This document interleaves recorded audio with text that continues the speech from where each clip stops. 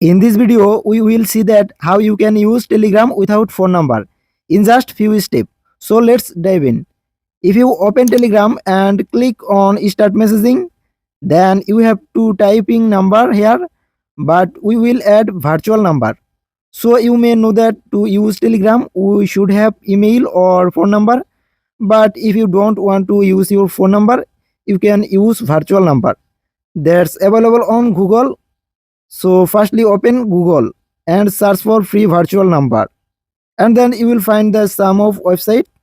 You have to open this one.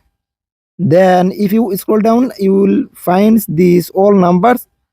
So for example, I will open this third number. And then it will show you the number and the codes that it received from like Thunderbird and others. So what you need is firstly here you will get this small icon of copy. If you click on this number, will be copy to your clipboard. Now open Telegram and paste your number code. Here after pasting your number, click on this next icon and again open this website here. It will show your Telegram code. If you refresh this page, and you can simply copy it and paste on Telegram. So that's the only way to use Telegram without phone number.